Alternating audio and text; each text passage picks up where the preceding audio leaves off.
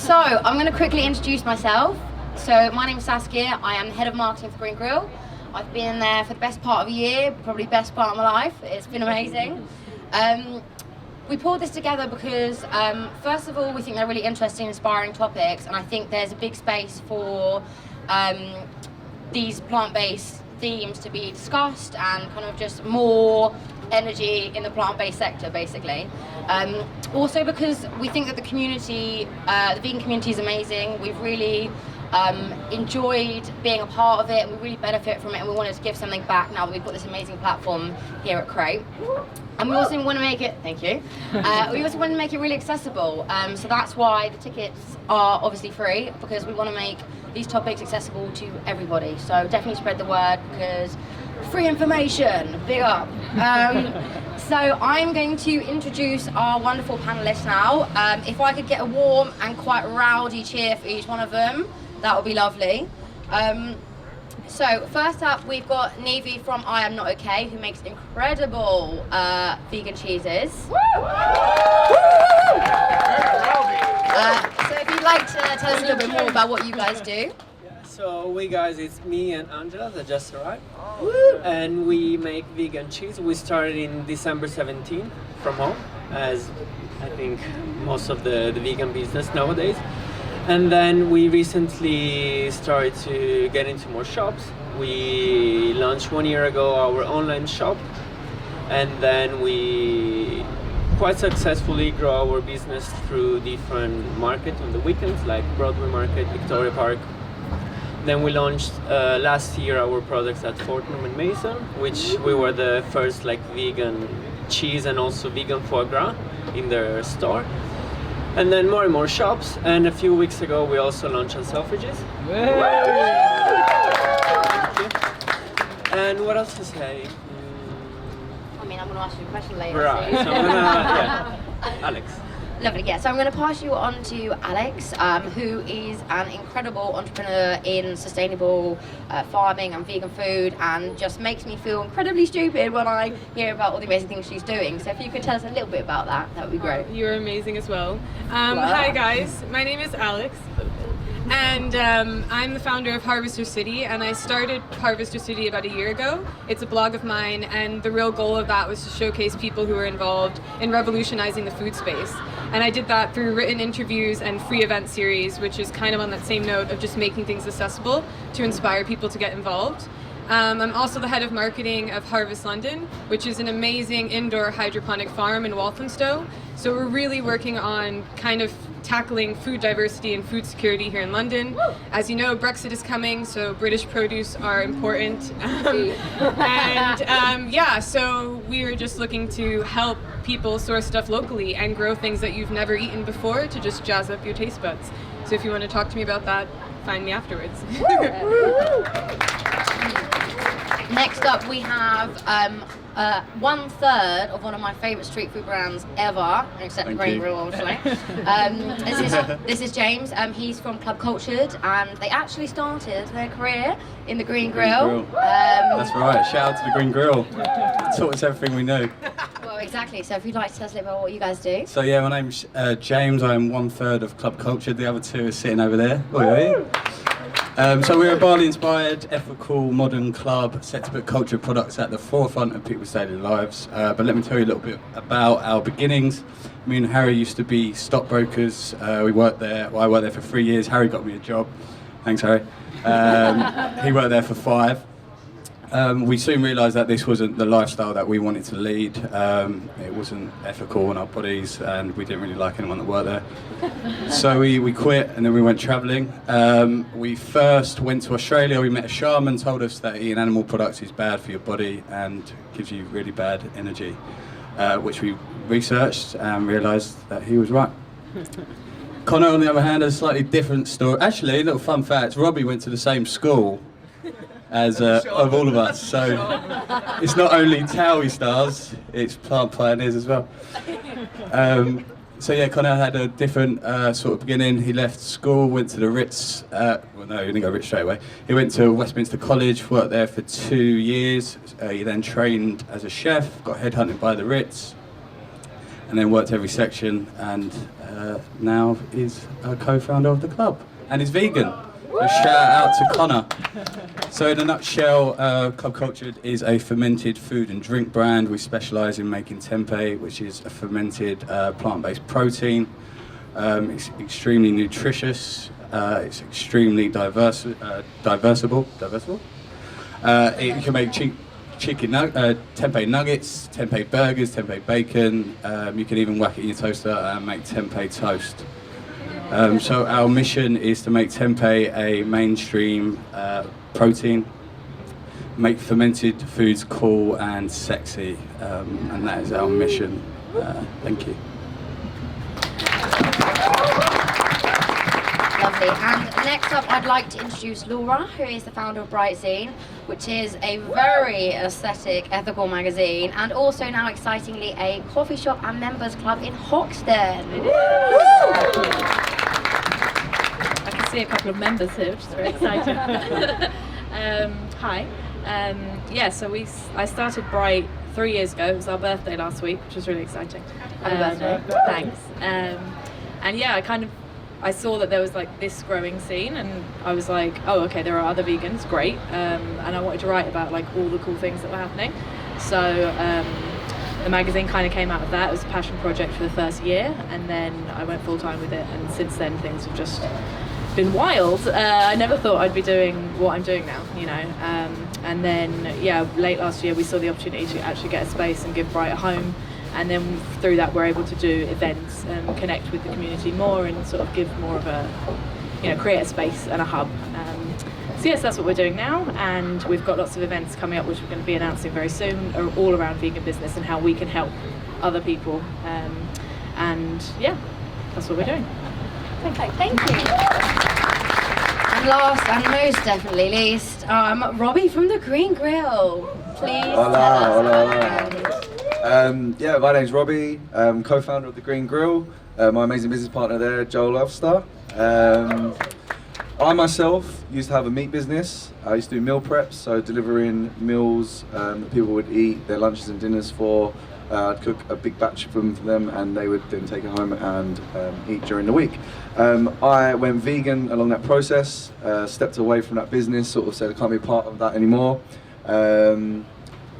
Ended up sort of having like a nighttime cleaning job and just working towards setting this up. I met Joel along that way, and just a big sort of contrast of like stepping away from the meat industry, parents and family members looking at me like you're fucking crazy, and then we just sort of started this, and the idea is to try and make vegan food taste amazing and showcase that it's not just sort of falafels and hummus, what people are used to, the stereotypes.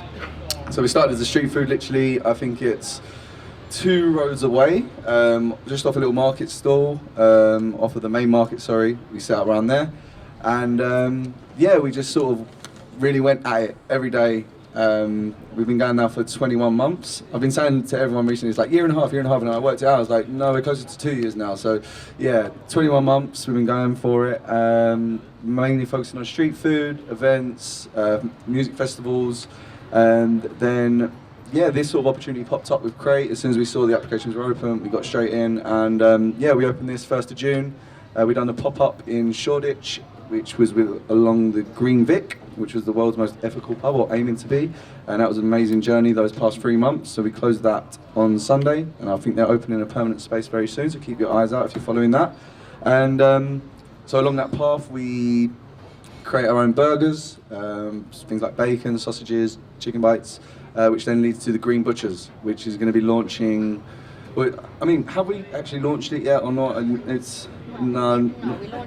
We're launching next month. We're launching like in the next month. You should know this. Yeah, well, it's like we're launching next month. Yeah. And we have a wholesale element, which we're already Saskia's working the with some. boss, really. Saskia's the boss. Yeah, you're just the figurehead.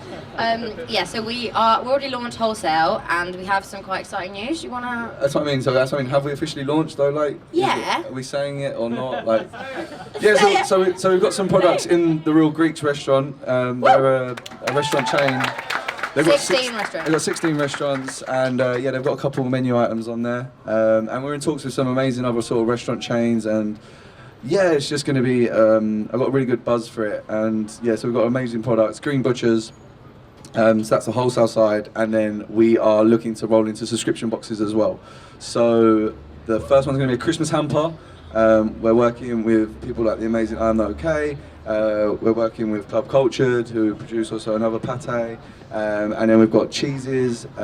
We've got an amazing smoked salmon, and then we've got our meats that go in it. So we're going to be trying to create the most perfect vegan Christmas dinner, and honestly I'm just buzzing for it, and I've got such a good feeling. So yeah, Plug at the end. yeah, I'm going to plug it in the end, in the start, in the middle, multi times. You're going to get plugged. Someone take the mic. Someone take the mic. Okay, perfect. So I'm going to dive in with some questions that I have written. So if you have got any burning ones, please do hold on to them, because there will be time for everybody to ask questions at the end. So I'd like to set the vegan scene a little bit. How would you say the plant-based industry differs from more standard industries, and how has it changed since you began? Feel free to just dive on in if you've got something to say. I think it's an amazing industry to be part of. Everyone is so supportive of one another. You know, if you're doing any other industry, that it's a dog-eat-dog world. Whereas in the plant-based system, everyone is really supporting one another. And also, it's got space to literally create whatever you want. It's a new industry. Nothing's really been done before, so you guys, or whatever you want to do, can set the standard for it. You set the level, you set the bar, and yeah, it's a great space to be in. Yeah, I would just like to second all of that. And my background is originally in tech and like finance, and as you probably know, it's really aggressive and there's a lot of strict rules. And the awesome thing about the vegan side of the business is that it's not just a trend, it's not just a diet, it's a lifestyle, and that lifestyle reflects in every single business. So there's a new wave of how to treat people and how to interact with people that's really, really special. And being in this space, it's really about helping others, and in turn you will receive all those benefits for yourself.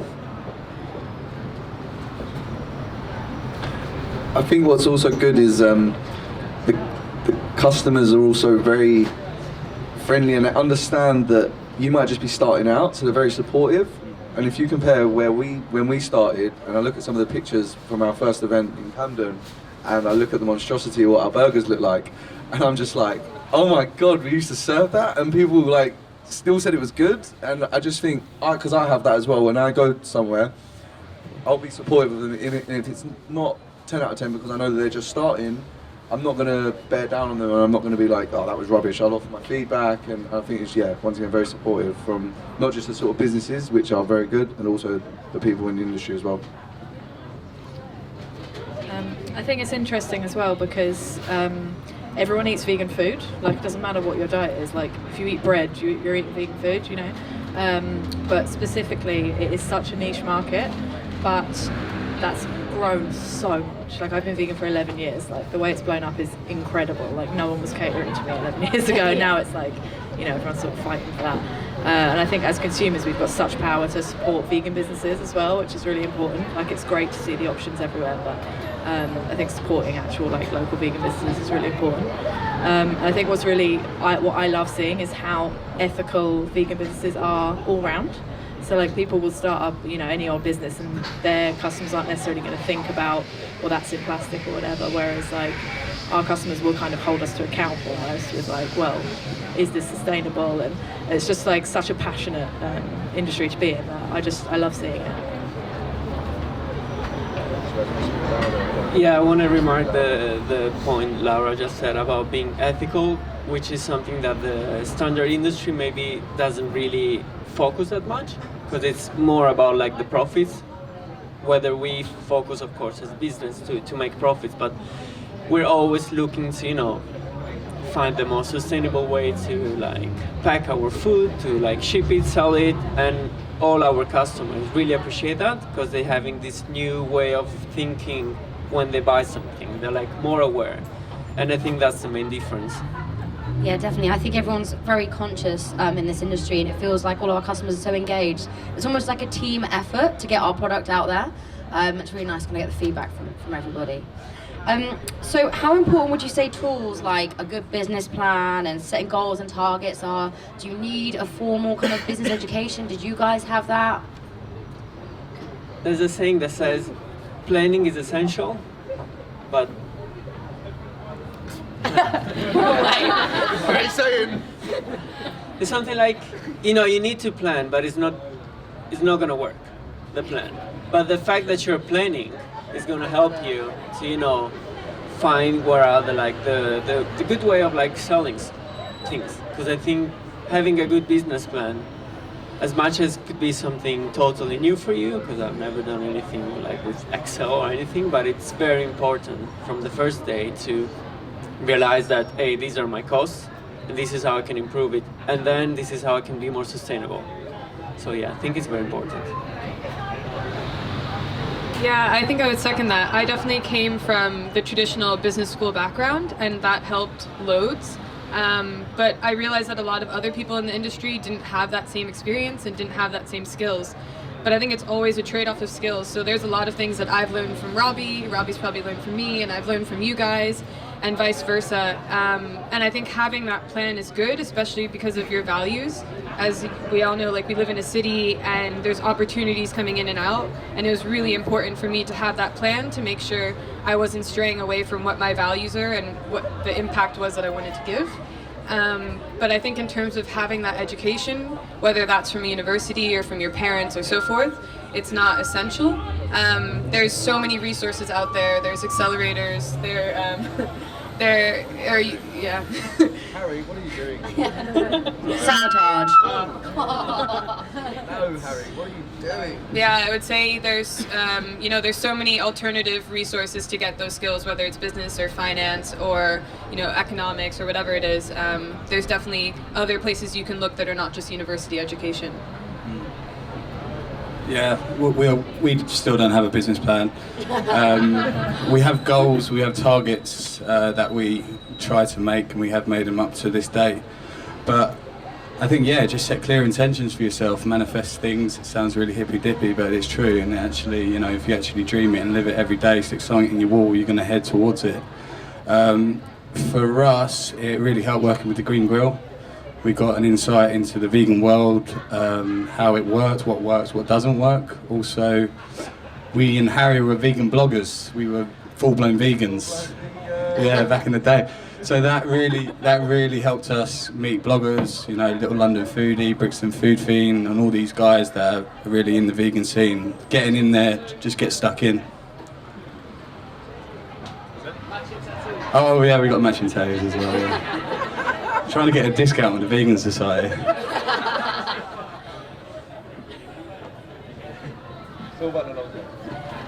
I am a terrible business person, or I was anyway. So the first year of Bright was just a fun thing to do, and then when I decided to go full time, I was like, okay, I need to actually learn how to do business, because that's the kind of thing. I'm more of a creative person. Admin stuff is just bleh. So I went and I enrolled with the Prince's Trust, and I did their enterprise program, and that was really, really good for just business basics and just taking a step back and actually looking at what you want to do. Can everyone do that? Yeah, you have to be under 30, so I was just in time, which is great. But there are similar ones, so you can do it with Virgin, and it's free, and there's no age limit on that. And there are these things out there. And now that's kind of what we want to create with the Bright Club, but with vegan businesses in mind specifically, so that we can try and get that support and try and the fact that you guys have supported each other is amazing, and that's what we want to see more of in the community. So yeah, I think it's important, but you can also we've done a lot of stuff on our intuition alone. So yeah, find a balance, I guess. Okay, Rob. To keep that away. It's going anywhere. Where's Harry? Harry! One job. One job. Vegan chat. Yeah, that's not very vegan.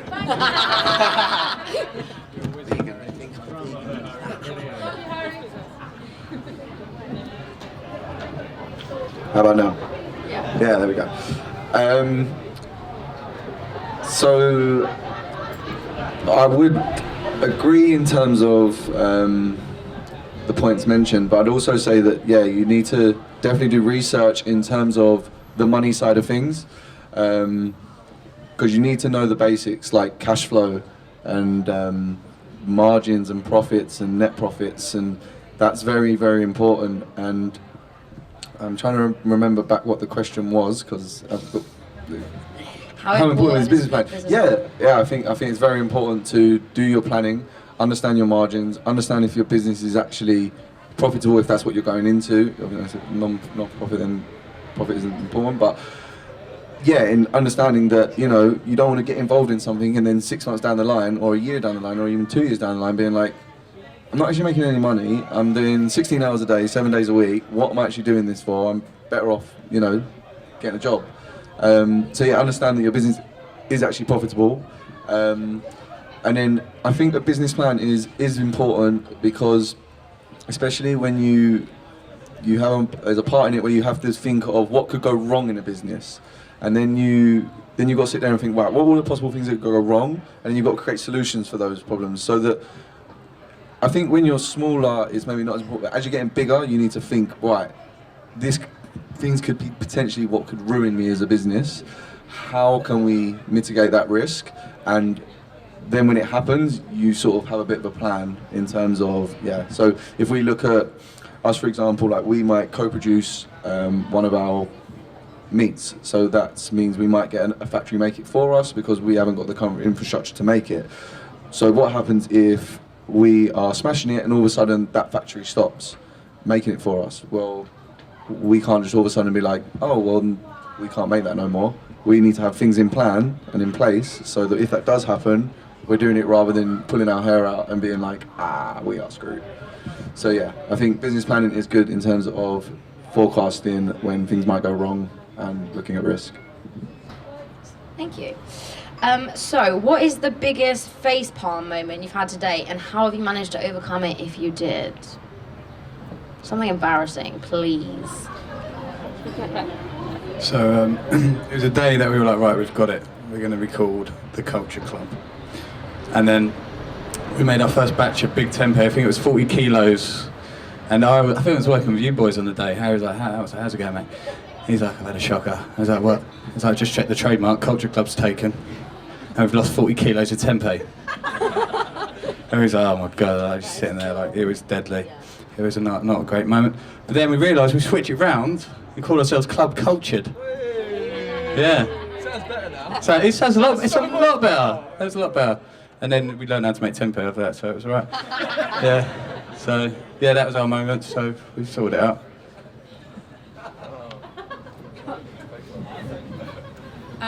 So mine wasn't as funny or like uplifting, but I lost one of my co-founders in the beginning of this project and had a really horrible consequence of that loss.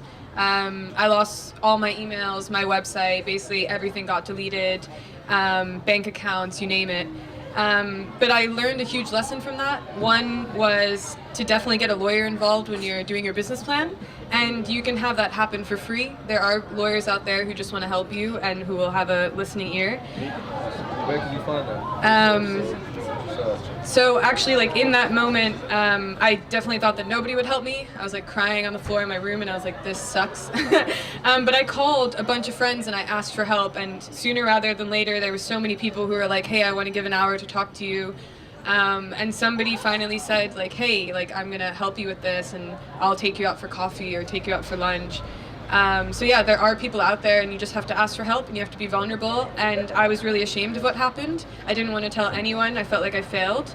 But when I shared that with the world, everybody was really supportive.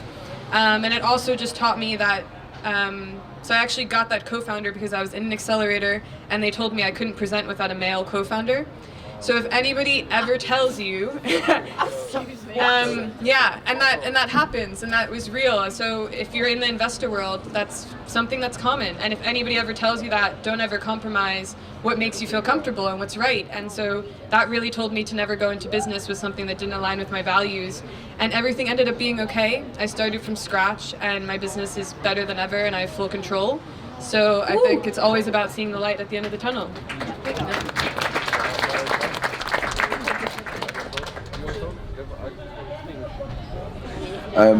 So I wouldn't say that I've got like a massive facepalm moment. I've just got multi minimal facepalm moments, which is just constantly forgetting stock and constantly forgetting things and turning up to events and not having it. So I'll just read off a couple, the most really in the past couple months. So Norwich vegan market, so that's a 2-hour drive, got out there, forgot the whole front signage. Joel had to drive on his day off 2 hours just to come and bring that. This weekend, I forgot all the chicken flour for Hackney Market. On my day off, I had to leave and drive to the kitchen and drop that over. Yeah, so if there's anything to learn, it's make lists, checklists, and double checklists, because it's very easy to forget things. And Pass them to someone else to check them for you. Yeah. I think once I was actually getting a massage and we forgot buns, and I had to cut the massage and go to the kitchen and get the buns and drive it an hour to go drop buns. So, yeah, just so many times we forget things. It's just so easy. That's why my nickname's Dory from Finding Nemo. But anyway.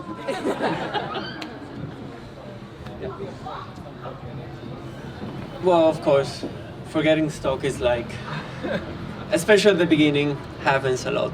And we had a list in our door, so every time I was leaving, I was like, check, okay. But I think one of the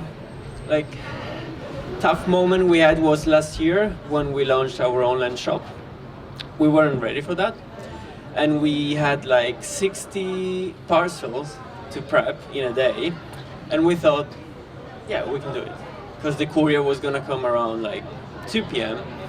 And then when he came, we only had like 3 ready. And the whole living room was like a mess, with like all the boxes open and like nothing was wrapped. And I had to wrap as much as I could until like 5:30, and then take a zip car, drive until the depot in like Barking, DPD depot, and like deliver like all these 57 boxes one by one. And we made it, and it was like our basically last day for deliver them during the week. And that taught us to, really consider well timing and how much everything will take, and double it. So, yeah.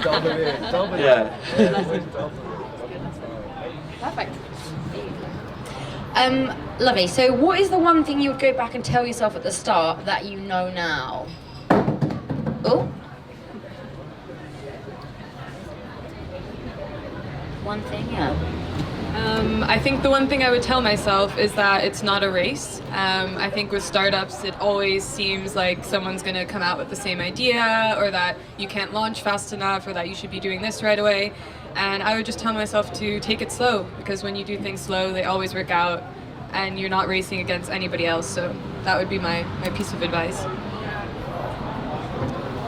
Mine is literally the same. It would literally be to slow down, especially once I went full time with it, because I was just like, it's every possible hour, and then that's not sustainable. And then I feel like I'm constantly on the burnout tightrope, where I'm like, I need to have a day off maybe. So just to go back and tell myself to actually not think that I can do absolutely everything, and that you can just delegate, and you can, you can pay people to help you to do things, and just to let go, I guess, a bit, and not be a control freak. Would this be what would I tell myself from the start of this business, or just in terms of my business ventures as a whole? Based on this business, Based what on would you this say business. now you know after 21 months? I would just say that it's worth it. Just keep going for it, and just keep believing, and just keep working as hard as what you're gonna do. I would like to give a bit of advice, is that previous to this business I had 4 or 5 other failed ones. So the bit of advice would be is that if something doesn't work out, even if you've got your mindset and you think that that's it, if you'd have told me 3 years ago I'd be sat here doing a panel talk on veganism when I had a meat business, we don't know what way life's going to take us, so just relax and don't place the attachment on the outcome, and just let it be. And if something doesn't work out there, as long as you hold that faith of where you want to go in life, that's for a reason, and it's going to teach you some lessons. So a business might not work out the first one, the second one, third one, fourth one, fifth one, but as long as you take the lessons from it and apply it to the next one, that's what's most important.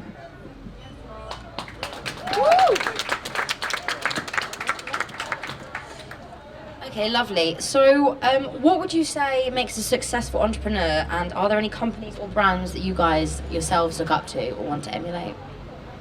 we recently met the founder of Tufulki, which was a very inspiring, like, you know, person, because he's one of those few people that owns completely the business. He never like compromised his vision. He never got investors, and this is probably one of the things that I admire the most, when you can like grow in a very organically way. And I would also say brands like Patagonia, which are like very ethical. They always like base their business model on a very sustainable growth, which is, I think, we share as a like mission, yeah, as a vision.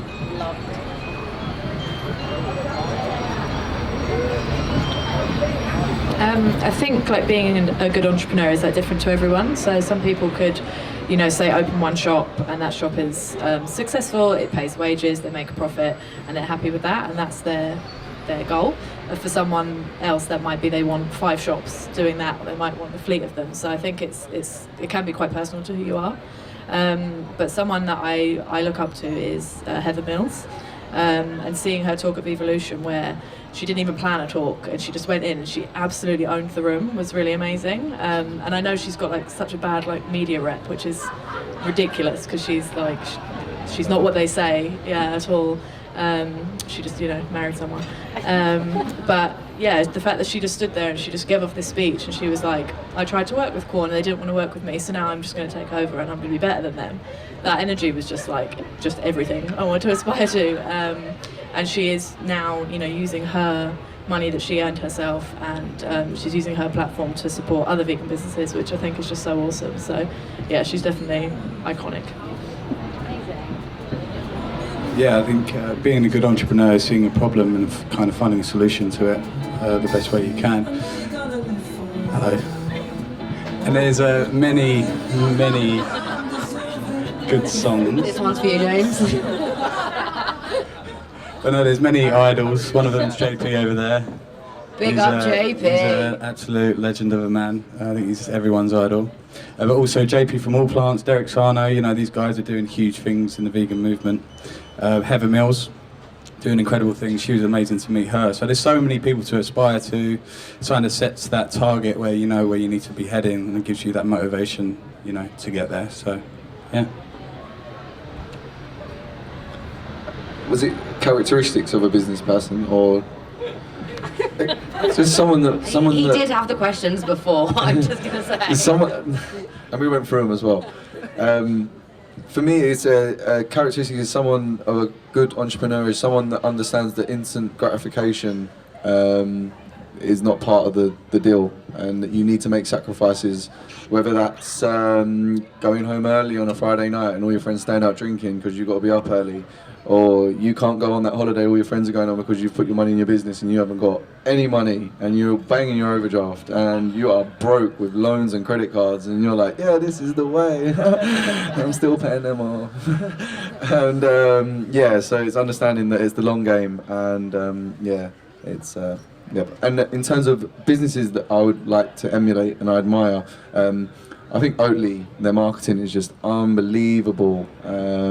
But yeah, that's just someone that I aspire to have in terms of marketing prowess. Yeah, that sounds great.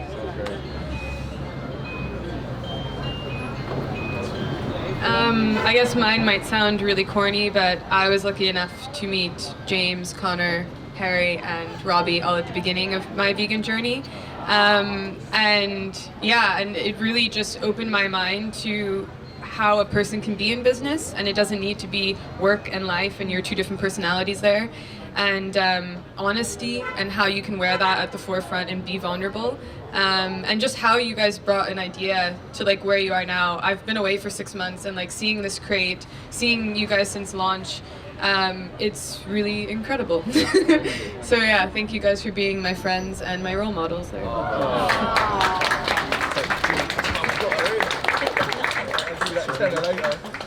So that actually follows on really nicely to my next question. Thank you very much. So how would you say you've managed weighing up the need for your business to be profitable but also remain ethical? I think that's quite a difficult thing for a lot of startup companies to manage to do. Have there been any examples where you've had to make decisions and choices that are detrimental to the bottom line so that you can keep your kind of ethical mission in check? Well, when we started, we had some when we started, we had like some spread that we used to put in some like plastic pots, and we immediately realized that it was the wrong decision because it's plastic and no one likes plastic. It's convenient, it's like light and cheap, easy to like transport, but like we thought that it wasn't like a good thing, so we immediately switched after 1 week to glass jar. And even though it was like 10 times more expensive, we realized that the product looked even better. And you know, you could also price it to a better price. And we also introduced like a scheme where people could like bring us back the jars so we can like reuse them. And that added more value to the brand. So we thought that with a bit of like, you know, sacrifice, like a financial one initially, we gain way more after. So I think if you have like a vision and you're like very like secure that that will work because it's like supported by a lot of people, I think that's a good choice.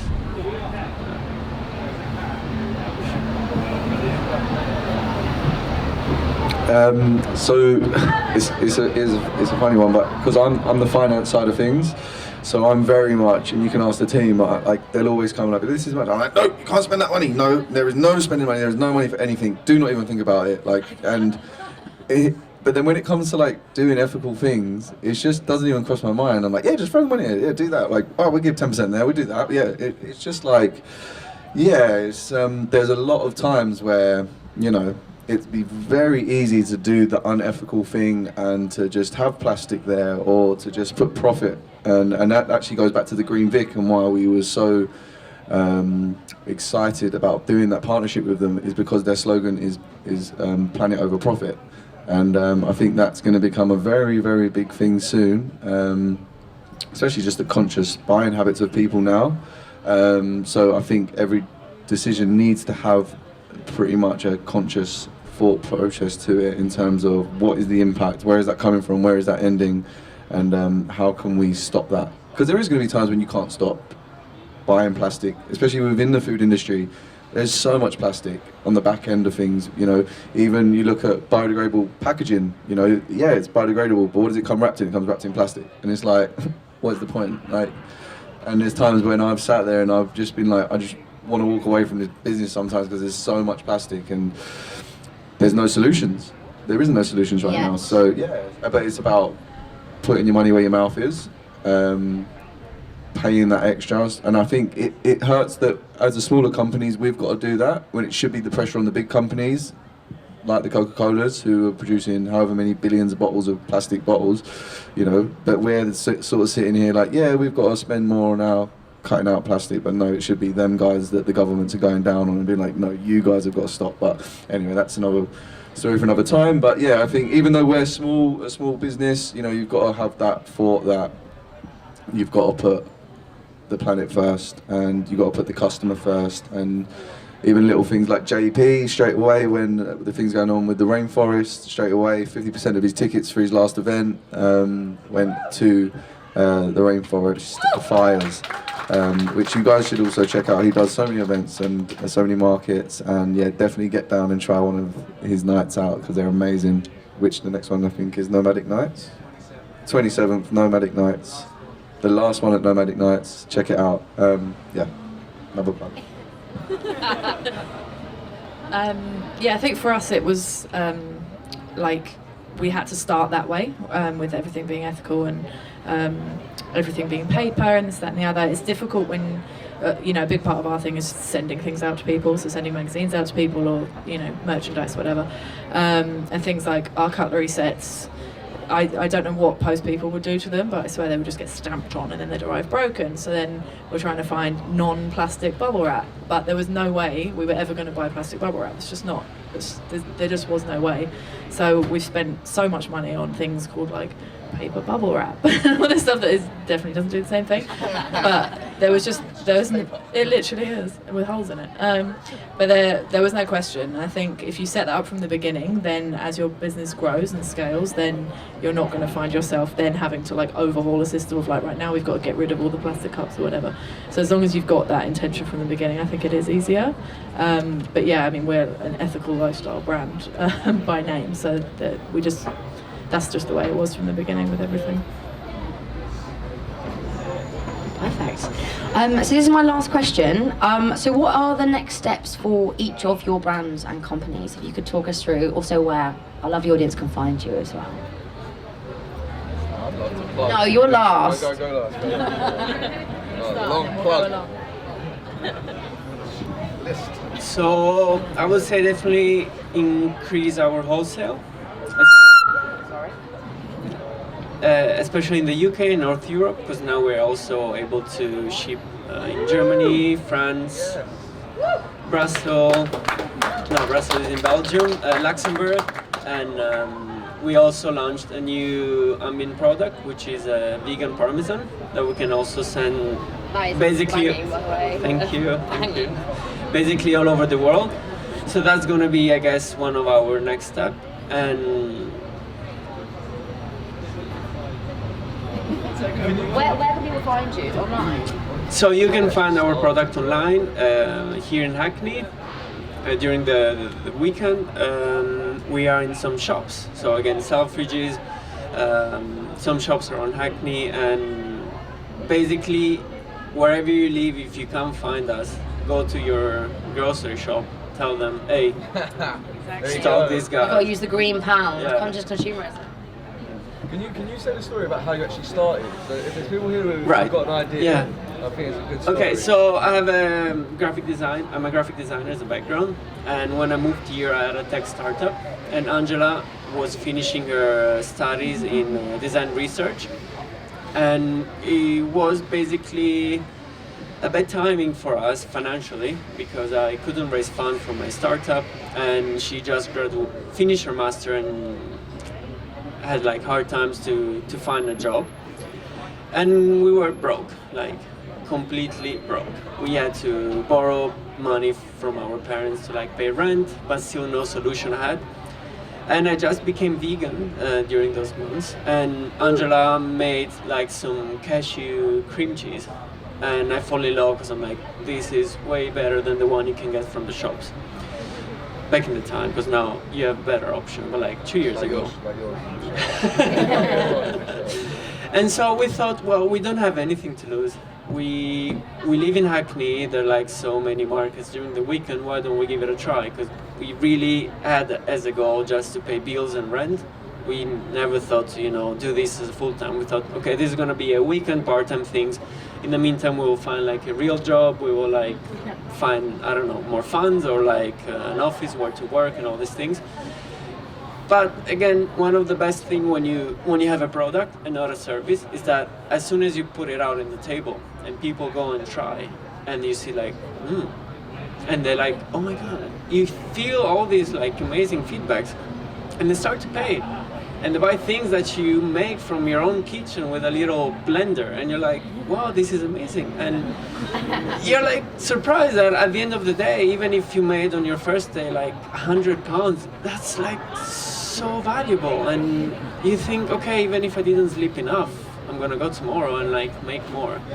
So that nice hunger that we had at the beginning was really a good like push for us to keep working. And if I can tell something, going back to one of the questions about what I've learned, is that you need to really value time and relationships over money, especially with like friends or your partner, because you realize that you're so focused on like your little bubble, you're like working, and then you don't talk anymore to your friends, and like you don't know if their birthday, and like missing out.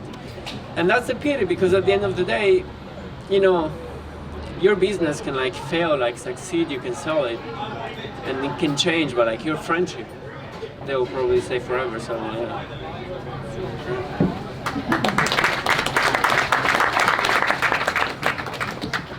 So I'm working with an amazing organization called Thought for Food. So for anyone who's looking for free educational resources, they're launching a digital lab. So whatever you want to do in the food space, that could be clean meat, plant-based protein, educational, podcast, I don't know, everything from biotech, you name it. You can go on their platform and it's free, and you can get mentors and resources. And I'm producing a podcast for them, so Harvester City will turn into the Harvester Podcast, which is launching on World Food Day, October 16th. Thank you guys. And on the farm side of things, we are crowdfunding in 3.5 weeks to open our second farm, hopefully in Dalston, Kingsland. So yeah, keep a lookout for Harvester City or Harvest London, and hopefully we can be bringing some produce near you guys. Yeah, there's a few next steps. We're about to build London's first ever tempeh factory, so that's taken up a lot of our time. We're getting a few permanent locations. We're going to be able to order fresh tempeh next day delivery. So there's a few things coming. Stay tuned and keep it cultured. Still no business plan. Just need a mission statement. That's all you need.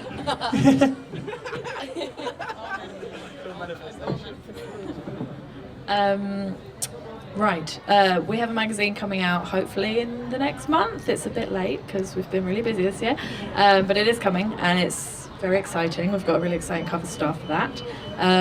So we've got our co-working space called the Bright Club, which is just below our coffee shop. You would not know it was there if you looked at the coffee shop, because the coffee shop's tiny, but we've got a beautiful space down there. So if you need a place to work, we're there. And we're also, as I said, running all these business workshops, which will be from like business basics to finance to marketing, branding, like all these different things, like so that you can pick the one that you feel that you need help with, and we're going to be getting experts in that are specific to the vegan world. So we're really excited about that. So definitely stay tuned with that. And we're going to be doing other events that are nothing to do with business as well. So we do just like mixers and brunches and just chance for people to meet each other. So definitely keep in touch with us. Come down. So I haven't told you guys yet, but we're doing a subscription box. Starting with a Christmas hamper. Going to be one to get. Honestly, that is what's taking up a lot of time and energy at the minute for us. The Christmas hamper is going to be amazing. We're aiming to be the #1 Christmas hamper. So that's what we want to then flow into January and beyond with the subscription boxes. Wholesale is just gonna skyrocket, and then the aim is to open a couple more of these next year. So work with Crate as they expand, and they've got big plans as well. So yeah, the idea is to loads of these, wholesale, subscription boxes, and boom. Lovely, thank you very, very much. So now I'd love to open up the floor to any questions. So if you want to put your hand up, and our lovely assistant Joel will come and pass you the mic. Go on, any question? Anyone, any questions? Ask a question. There we go. Will it reach? I don't know.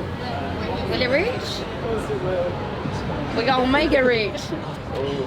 Hey guys, great talk. That wasn't me.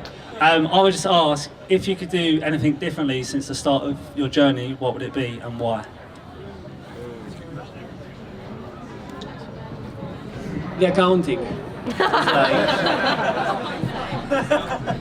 Catching up, like after as a sole trader, and then you become an LTD, and then you need to catch up with all those things. It's like a nightmare because you don't care. You like throw stuff around. You like put all the paper inside a box, and then the accountant comes and like, so I think it's boring. But if you like make every week just 1 hour, I think it's way worth it.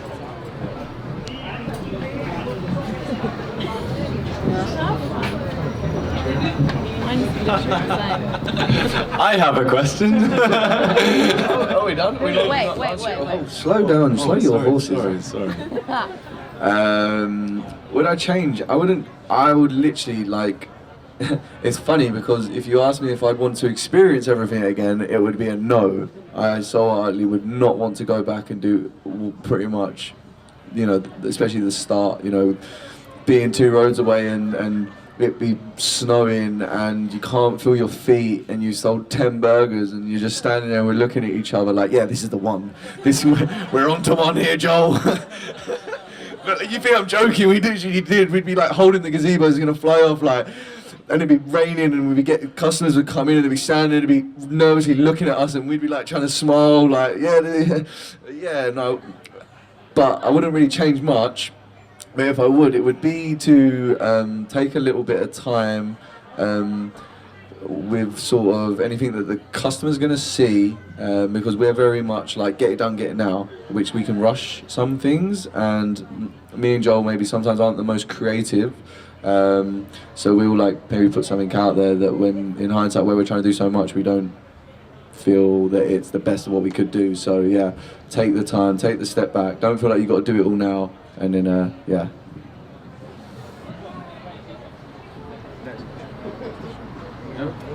Next question. Hello. I think a lot of people tend to overthink the perfection of their first product when they go into business. How important do you think it is to be confident in your first product, or do you think you should just go for it, if you know what I mean, with whatever it is, whatever your idea is? You can fix problems later, you can go with whatever your idea is without it being the one that you know is going to succeed. I think the product is not so much that, it's about your brand and your brand message and the image. We was going to launch in September and we took the time to launch in November because we weren't ready. So I think yeah, get that in line, your message, your logo, everything, and then your product, it's only going to improve. Like when we first started making it, we made it in my mum's airing cupboard and it didn't work. It just didn't work. And then we read some books and it said get a second-hand fridge. So we got a second-hand fridge, but you can't load it up, we realised. So then Tempeh started to die. So then, you know, it's all lessons. It's never mistakes. It's all lessons. So get the branding right, get your message right, and then your product's only just going to get better. Yeah, I would say on that note, just make sure you're authentic and people will understand. So if you go out there and something's not perfect, but you're not trying to be perfect, you won't face that same criticism or judgment that you're fearful of, and you'll just get positive feedback. So when I was doing like my first interviews, I had no idea what I was doing. I'm dyslexic, I can't spell for like anything. But I like made 6 edits after that article was out there, and people don't really pay that much attention to spelling. And and yeah, just be authentic, and if you're authentic, then no one's going to expect you to be perfect.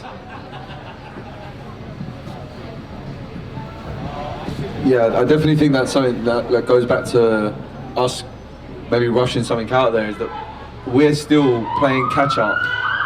And like, yeah, we're still playing catch up, and we're still not happy with what the front of the stand looks when we're doing events. Still now, and I still look at it and I'm like, this could be so much better. And that's why we've got like Saskia in, who can come in and tell us to slow down and be like, no, you guys are not in control anymore. Literally on all fronts, and you have to get things signed off by me now. No, but yeah, seriously, just take your time. But then that's why I was wanting you to talk about how you first started, because you literally just went down to Broadway Market and asked the person and was like, can we, have a stand? And they was like, yeah, come next week. And he was like, oh, okay, let's go make some cheese. So yeah, there's an element of like, it's never going to be perfect, and the best way is to get customer feedback. So yeah, put it out there. I think if you start small and you fail fast, you have like a lot of time to like improve, and especially if you have a product and you do market, it's so good because you can just maybe develop a new product, you put it out there, people will try it and they will say it's too spicy, I don't know, it's too spicy, and then you know, okay, I need to adjust that.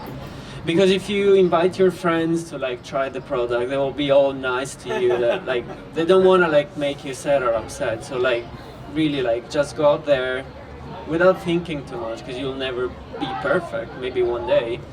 And I do agree that branding, I think it's where we really focus at the beginning to like have a remarkable like look and feel of how the whole branding look and the product. So I think there's no need to be afraid, because no one will judge you, like, especially if you're like not investing a huge amount of money to like print 1 million packaging or like stuff. You just go and try.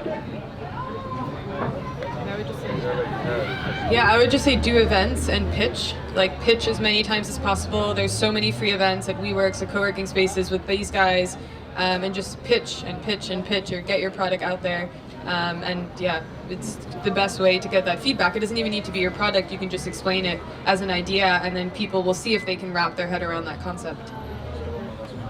Yeah, street food markets are literally like market research. You go there and you get first-hand experience of what they think, what they feel, what they think about your brand. So it's a great way that we did it. It's, you know, it's not cheap, but it's not that expensive to start up. So just get yourself out there.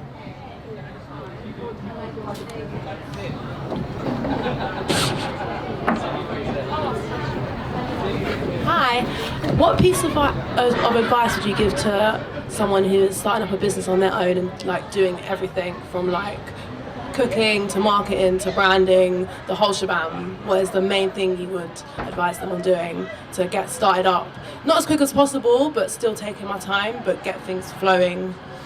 My advice would be to make friends that are doing it already, because yeah, I mean, coming to this is obviously great. It's like being on a Hackney Road. I'm used to it. I think a massive support and a massive amount of learning has come from me being really good friends with Danny from Vida Bakery and other people that are in this space, because even though like our businesses are very different, you still experience so much of the same things. So just like knowing other people that go through the same things and being able to, I'm not saying go out and like specifically make friends with people so you can use them. It happens naturally. But just throw yourself into the community. Like the vegan community is so awesome. There's so many cool people that do want to help. Like we all rise together. So I think that's really important, is your community. I would say ask for help, because it is really hard and lonely to do everything by yourself. And that doesn't mean you have to like hire people or like bring them into your company, but create either friendships or mutually beneficial relationships of like, maybe you're really good at one thing and someone else is really good at marketing. How can you trade an hour every week to like help each other get that done? I think not everything needs to be transactional in terms of money, but it's always good to get help and to not go through that alone. Yeah, go to cafes where you know there'll be like-minded people. Work for other people when you have some time, so you can learn about, you know, you can fail with other people's mistakes and learn from theirs. So one of my big things was I wanted to learn about every single aspect of the food business. So I've volunteered on farms. I've tried to like help these guys out in street I can't speak anymore, street food stalls. So yeah, like just, you know, get as much experience as you can, make friends, and ask for help. I mean, I don't know about yourself, since you've gone on solo, but I would say to try and find a business partner. I couldn't do what I do now without Joel. He's the strengths to my man. Thanks, Robbie. He's the strengths to my weaknesses. I learn a lot from him, so much. He's such a role model for me, and he's got many characteristics that I aspire to have. I'm very much hot-headed.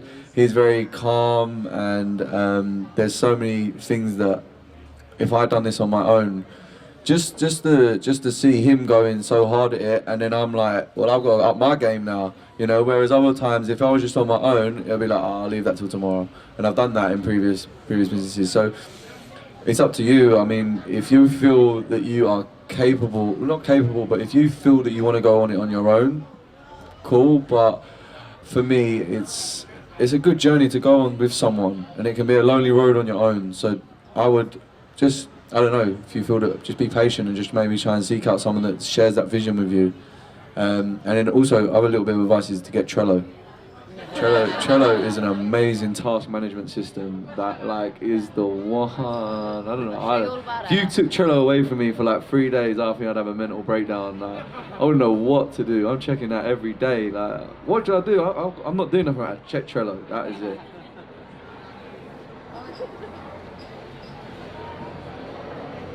I would actually say, to add on to that as well, is have a bit of clarity about what your skill set is and what you need to be doing in your business.